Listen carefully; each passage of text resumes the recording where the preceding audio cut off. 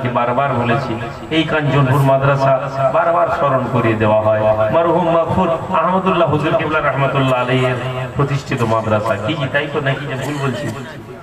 যে গ্রামের লোক কি গো আহমদুল্লাহ হুজুর কিবলা করেছিলেন তো? আপনাদের দোয়া, আমি সেই কুরবান হয়ে যাচ্ছি মানুষদের প্রতি যাদের দয়া, যাদের দোয়া আমাদের জন্য ছিল। গতকাল রাত্রে নওগাঁতে বাংলাদেশে গৌসুল আজম নামাজগড় কামিল মাদ্রাসায় ছিলাম। এই মাদ্রাসা জনাব মরহুম মাগফুর আহমদুল্লাহ হুজুর কিবলার হাতে প্রতিষ্ঠিত মাদ্রাসা। মর্দে মুজাহিদ ছিলেন বাবাজি।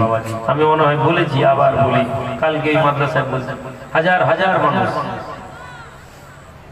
বসে আছেন।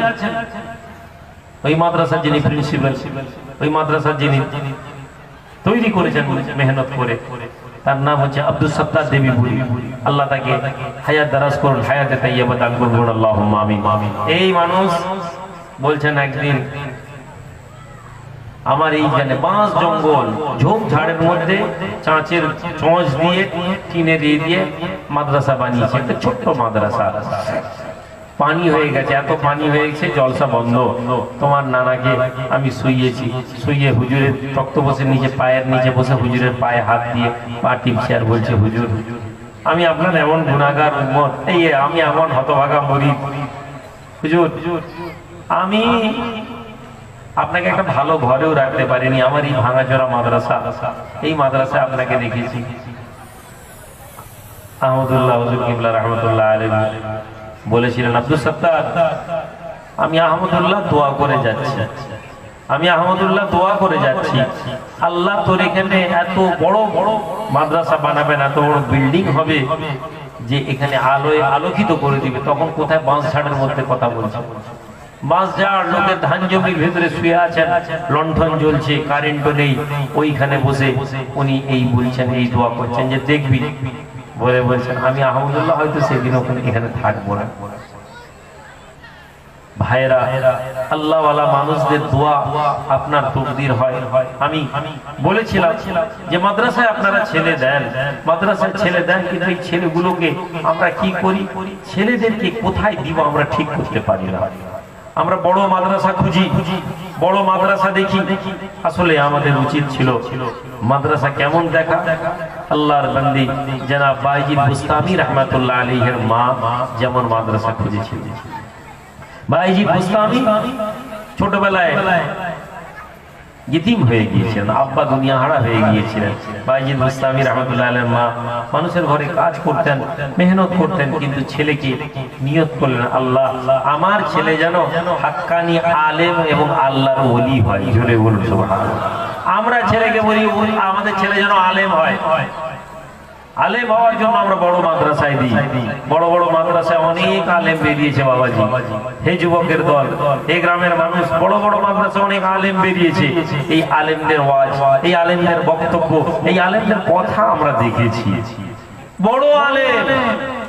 কিন্তু আপনি দেখুন সেই ইলম তাকে কখনো আল্লাহওয়ালা বানাতে পারেনি। এত বড় আলেম, সেই ইলম তাকে কখনো আল্লাহর প্রিয় বানাতে পারেনি। কেন? তার বক্তব্যের মধ্যেই আমরা দেখি। আল্লাহর বান্দা বাইজিদ বুস্তামি রাহমাতুল্লাহ আলাইহি আম্মা জান খোঁজ করতে লাগেন, আল্লাহওয়ালা মানুষদেরকে বলতে লাগেন যে হুজুর আমার ছেলেকে আল্লাহর ওলি তৈরি করতে হবে, আমার ছেলেকে হাক্কানি আলেম তৈরি করব, কোন মাদ্রাসাতে আমার ছেলেকে ভরবো। বুস্তাম শহরে যেখানে থাকতেন ওইখানেই মাদ্রাসা ছিল, কিন্তু তার মা দেখেছেন ওখানে মাদ্রাসা তো আছে, কিন্তু মনে হয় এই মাদ্রাসায় ছেলে আল্লাহর ওলি হওয়ার মতন কোন জিনিস নেই।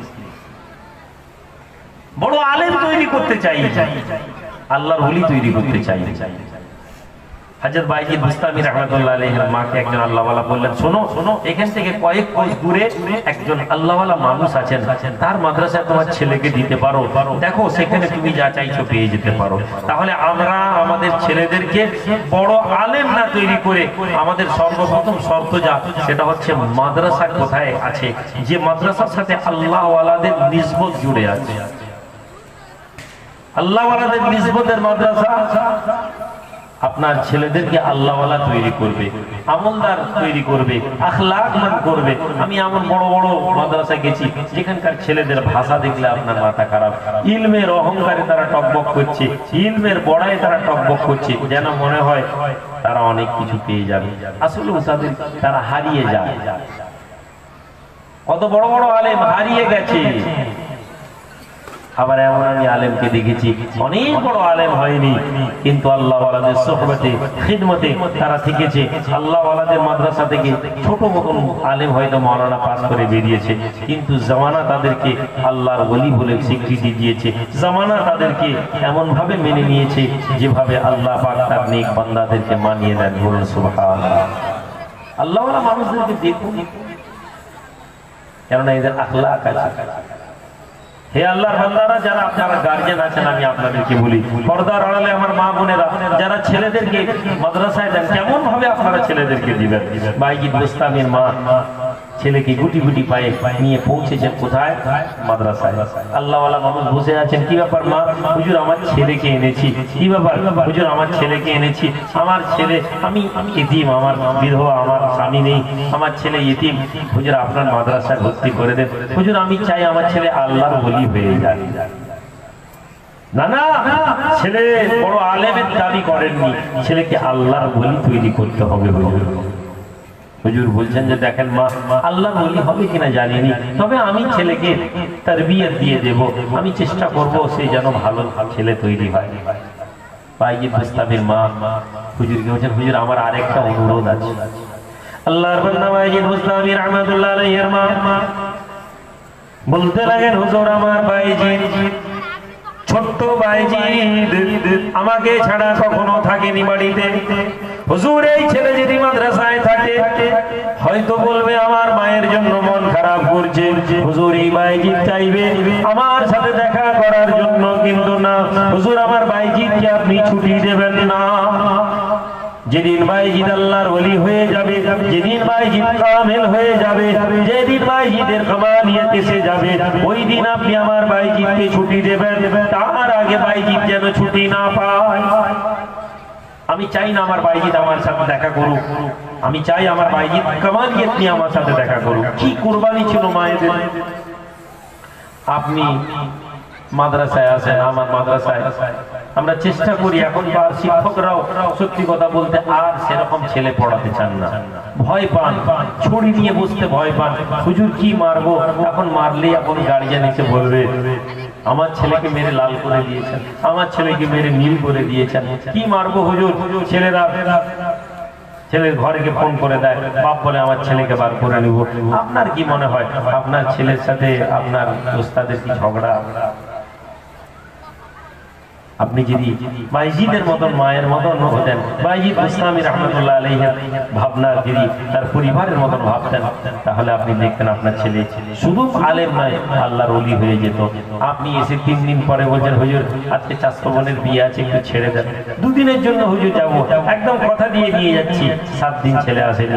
আপনি হয়তো ভাবলেন এটা কোনো কথা নেই, আসলে ওই ছেলে ওই যে বাচ্চা বয়সে ওয়াদা খেলাফি শিখে গেল, ওর জিন্দেগি খারাপ হয়ে গেল। হুজুর আমার দাদি সব রেশানি আছে, হুজুর 1 দিনের জন্য ছুটি দেন, বলে 4 দিন নিয়ে চলে গেলেন। এর মাওলানা বলছেন ওয়াদা করে যাচ্ছেন, জি হুজুর ওয়াদা করে। এসে বলছেন হুজুর ছেলের পেট খারাপ হয়ে গেছিল, পেশাব হয়ে গেছিল, পায়খানা হয়ে গেছিল, জ্বর এসে গেছিল, এই জন্য আসেন। আবার একটা মিথ্যা বলে দিলেন। আপনার কি মনে হয় আপনার এই মিথ্যা আপনার ছেলেকে হাক্কানি আলেম তৈরি হতে সাহায্য করবে? না, করবে না। ও তো দেখছে আমার আব্বা মিথ্যা কথা বলছে, ও মিথ্যা কথা বলবে, ওই ছেলে আলেম তৈরি হতে পারবে না। হাক্কানি আলেম ও কোরআনের আয়াত পড়বে, তীরের মতন সোজা করে কোরআনের আয়াত পড়বে, ও হাদিস পড়বে, হাদিসের মানে বলবে, কিন্তু ওর হাদিস অন্তরের মধ্যে যাবে না, ওর গলার নিচে যাবে না, ওর অন্তরের মধ্যে হাদিসের মানে বুঝবে না। ও জানে এটা বলতে হয়, বলবো।